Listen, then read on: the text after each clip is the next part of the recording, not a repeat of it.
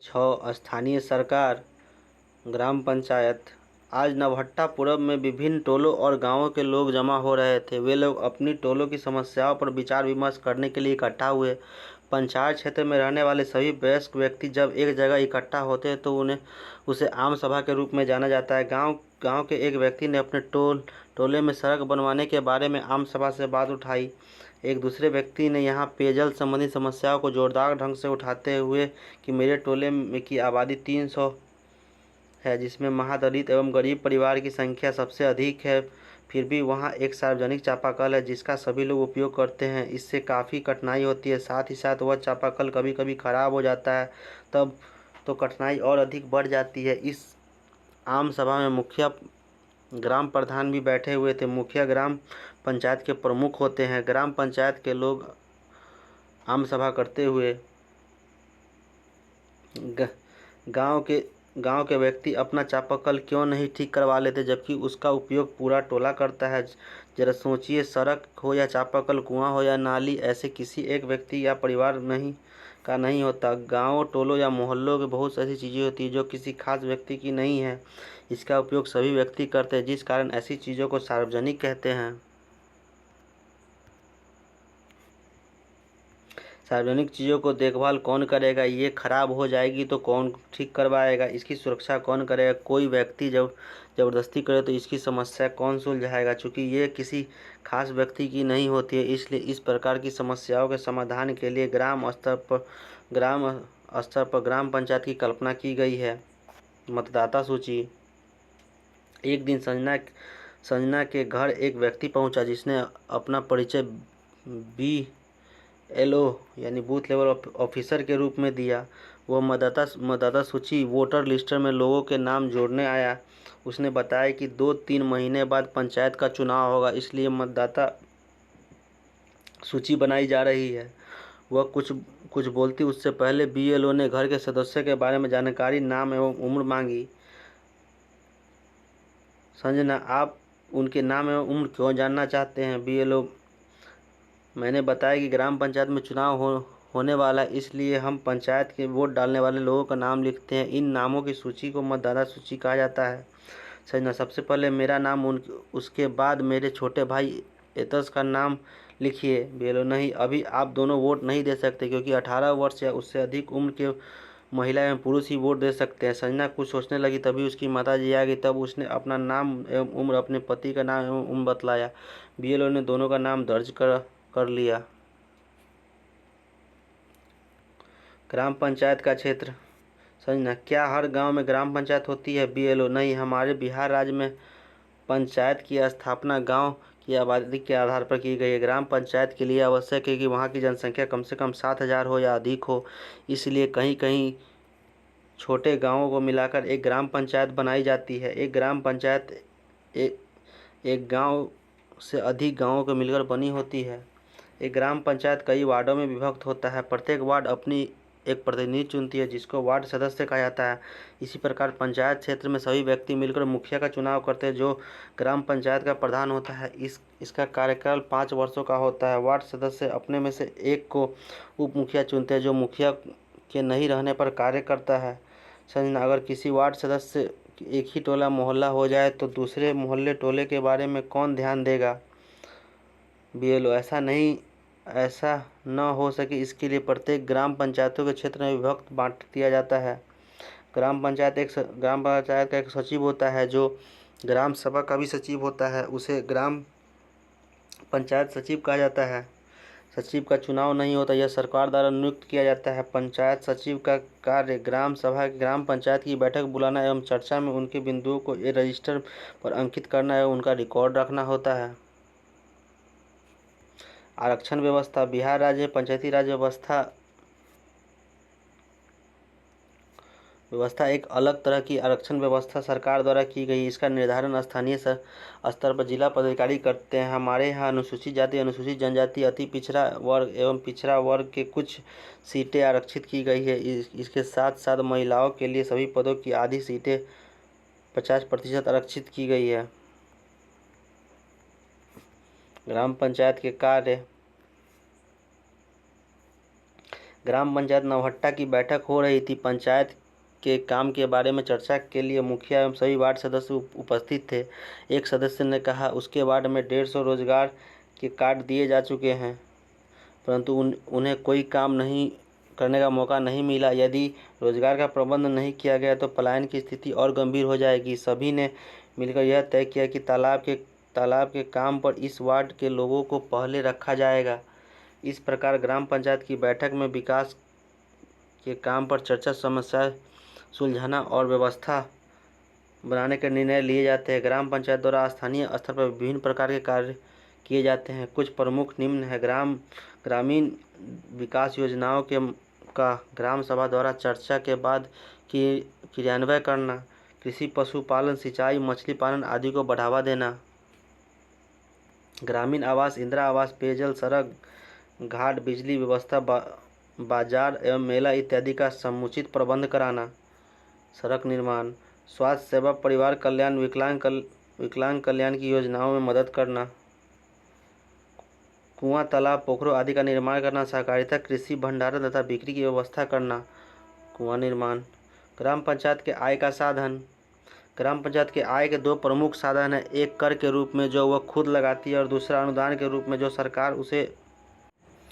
सरकार द्वारा उसे मिलता है। उदाहरण के लिए पंचायत अपने क्षेत्र की दुकानों से कर वसूली करता है।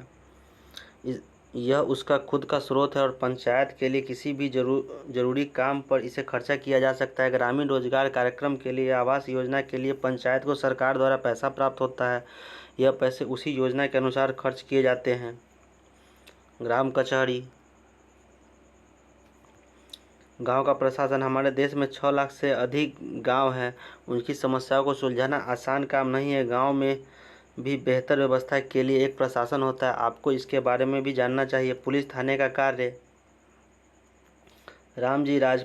राजपुर गांव में रहने वाला रामजी अपने खेतों में एक कमरा बनवाना चाहता था। 4 दीवारी बनवाने के लिए कामगारों को बुलाकर गड्ढा खोदवाने लगा। तभी प्रकाश मोहन आकर उसे मना किया कि अपनी ही जमीन में 4 दीवारी बनाओ। रामजी इस बात से सहमत नहीं हुआ। वो मजदूरों को आगे काम करने के लिए बोला। प्रकाश इस पर नाराज होकर झगड़ा करने के लिए उतारू हो गया।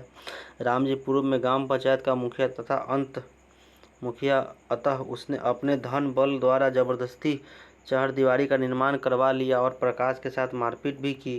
प्रकाश मोहन के भाई श्याम जो पटना में व्यवसाय करते थे, घर आए सारी घटनाओं को सुने। श्याम ने प्रकाश मोहन के नज़दीक के पुलिस थाने में रपट लिखवाने के लिए तैयार किया। प्रकाश मोहन ने पड़ोसी ऐसा नहीं चाहते थे, क्योंकि वह समझते थे कि ऐसा करने में पैसे के समय की बर्बादी है। श्याम सबको समझाकर रपट लिखवाने हेतु मोहन को लेकर थाने चल पड़ा। प्रकाश ने श्याम से पूछा, क्या थाने के कार्य क्षेत्र में हमारा गांव आता है? श्याम, हाँ, प्रत्येक पुलिस थाना का एक क्षेत्र होता है जिसमें हुई चोरी, दुर्घटना, मारपीट, झगड़े आदि का केस रपट दर्ज करके थाना प्रशासन पूछताछ, जांच पड़ताल तथा कार्रवाई करता है। हमारा गांव इस थाने क्षेत्र में आता है। प्रकाश मोहन श्याम थाना पहुंचकर मामला दर्ज कराया। थानेदार ने उनके गांव पहुंचकर घटना की जांच पड़ताल एवं कानूनी सम्मति करवाई। उसके बाद करने का वादा किया। चर्चा करें, क्या पुलिस थाने में सभी लोग अपनी समस्याओं को लेकर जा सकते हैं?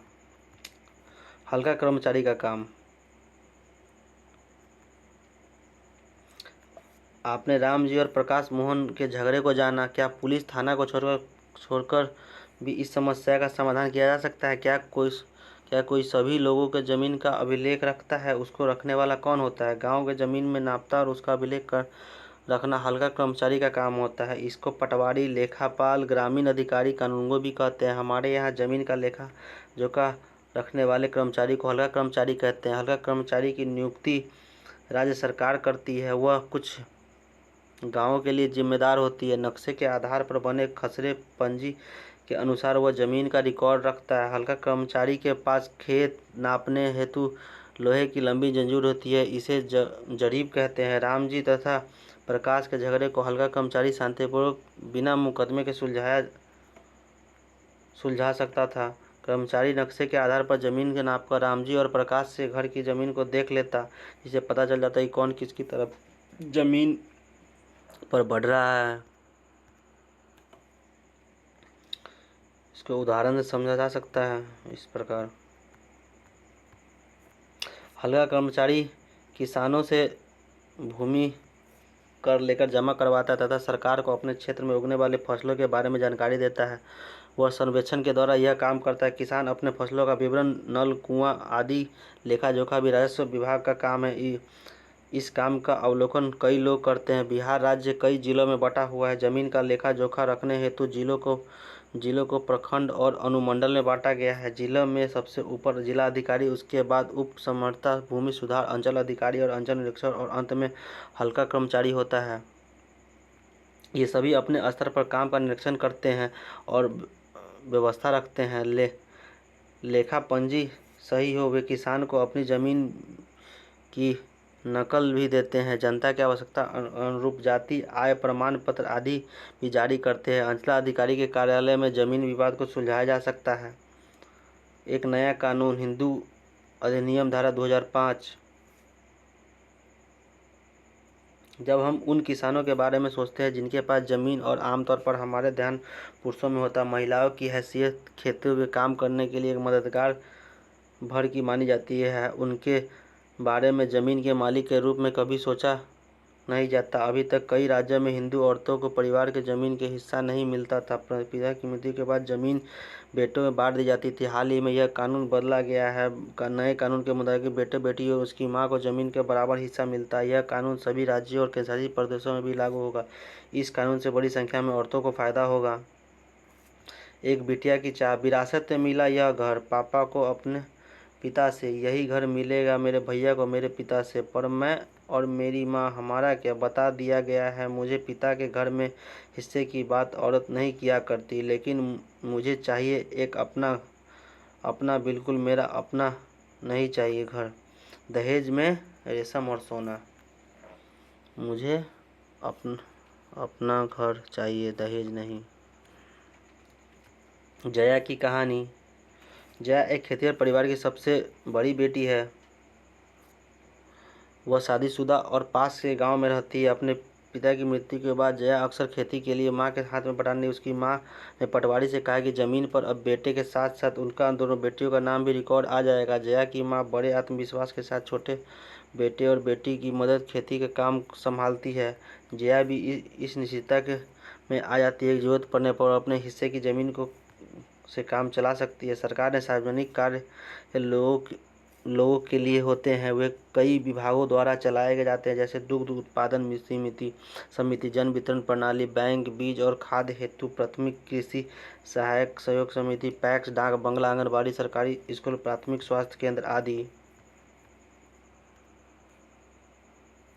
नगरों की स्थानीय शासन। शहर में भी जनसंख्या के आधार पर प्रशासन का निर्माण किया जाता है। बड़े बड़े शहरों के लिए नगर निगम एवं छोटे शहरों के लिए नगर परिषद, नगर पालिका तथा कस्बाई शहरों के लिए नगर पंचायत की स्थापना की गई है। बिहार राज्य में कोई महानगर नहीं है। हमारे यहाँ केवल नगर निगम, नगर परिषद तथा नगर पंचायत ही है। नगर परिषद का मध्य स्तर शहरों जिनकी जनसंख्या 40,000 2 लाख के बीच होती है वहाँ स्थापित की जाती है।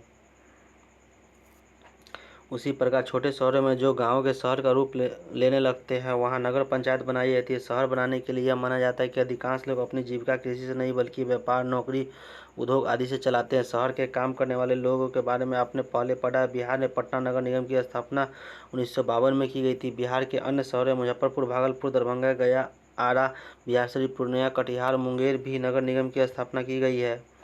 नगर निगम, नगर परिषद।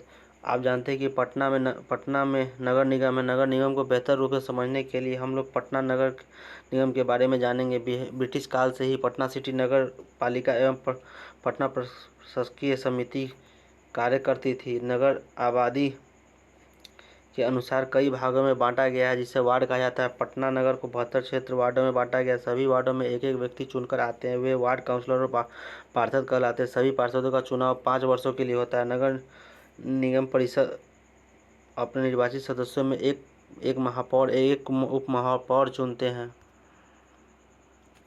महापौर निगम परिषद का अध्यक्ष एवं सभापति होता है। निगम परिषद की बैठक प्रत्येक माह में होती है। निगम परिषद के काम करने के लिए अलग अलग समितियां बनाई जाती है, जैसे शिक्षा, स्वास्थ्य, चिकित्सा, लोक निर्माण, उद्यान आदि।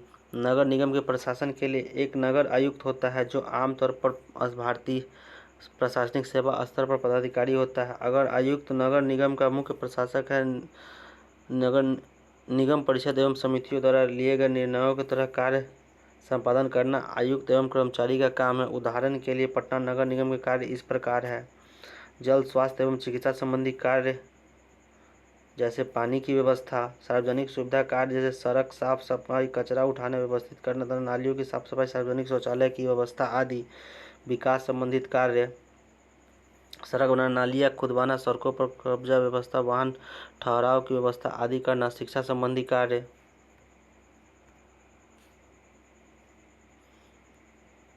प्रशासनिक कार्य जैसे जन्म, मृत्यु, पंजीकरण आदि के कार्य। आपातकालीन कार्य जैसे आग लगने में बुझाना, बाढ़ आने पर रोकना, पर्यावरण सुरक्षा जैसे वृक्षारोपण एवं इसकी देखभाल करना। झुग्गी झोपड़ियाँ, मलिन बस्ती का विकास कार्य आदि।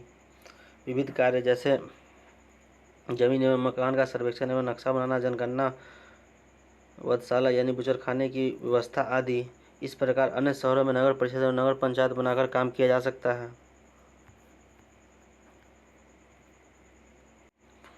सूरत की कहानी। 1974 में सूरत शहर में भयंकर प्लेग फैला था। उस वक्त सूरत भारत के सबसे गंदे शहरों में से एक था। लोग घरों एवं होटलों का कूड़ा कचरा पास की नदियों एवं नालियों एवं सड़कों पर ही फेंक देते थे। इससे सफाई कर्मचारियों को कूड़ा कचरा उठाने में उसे ठिकाने लगाने में काफ़ी मुश्किलों का सामना करना पड़ता था। ऊपर से नगर निगम अपना काम नियमित रूप से नहीं कर रही थी, जिससे स्थिति और भी बदतर हो गई थी। प्लेग हवा के जरिए फैलता है, जिससे लोग प्लेग हो जाता है, उसे दूसरों से अलग रखना पड़ता है। सूरत में उस साल बहुत से लोगों ने अपनी जान गंवाई। करीब 3 लाख से अधिक लोगों को शहर छोड़ना पड़ा। प्लेग के डर से अनिवार्य कर दिया गया कि नगर निगम मुस्तैदी से काम करे। परिणाम स्वरूप सारे शहर की अच्छी तरह से सफाई हुई। आज की तारीख में भारत के साफ शहरों में सूरत का नाम आता है। आय के साधन। इतने सारे काम करने के लिए बहुत सारा पैसा चाहिए। निगम यह राशि अलग अलग तरीकों से इकट्ठा करती है। इस राशि का बड़ा भाग सरकार का अनुदान से आता है। लोग जो टैक्स कर देते हैं उसी से सरकार इस राशि को उपलब्ध करवाती है। कुछ कर ऐसे होते हैं जो नगर निगम खुद वसूल करती है, जैसे होल्डिंग कर, गृह कर, जल कर, मल कर आदि, पैसा कर इत्यादि। इसके अलावा नगर निगम अपनी दुकानों से किराया भी वसूलते हैं। अतः नगर निगम के आय के साधन इस प्रकार है: मकान एवं दुकान पर अन्य स्रोतों से प्राप्त कर, सरकार द्वारा प्राप्त होने वाले अनुदान, अन्य विभिन्न तरीकों से लिए जाने वाले शुल्क जैसे होर्डिंग, मोबाइल टावर आदि पर लगाया जाने वाला शुल्क। नगर निगम कर्ज भी ले सकती है।